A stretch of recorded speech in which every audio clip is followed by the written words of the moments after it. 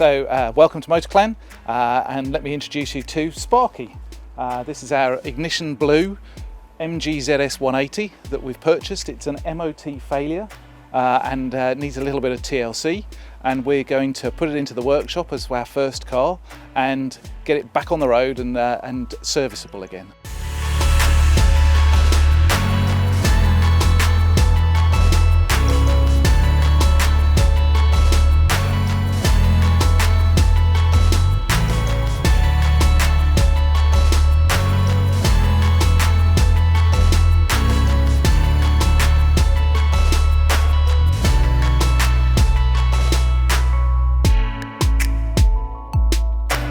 Okay, so there are some external panels that we need to sort out on Sparky, and some suspension bits and pieces that we need to get fixed, but also there are some minor challenges within the engine bay here, where someone has added an oil catch can to the non-standard fit out, and kindly linked up some of the breather hoses with some garden hose, which hopefully we will be removing and replacing with something that works.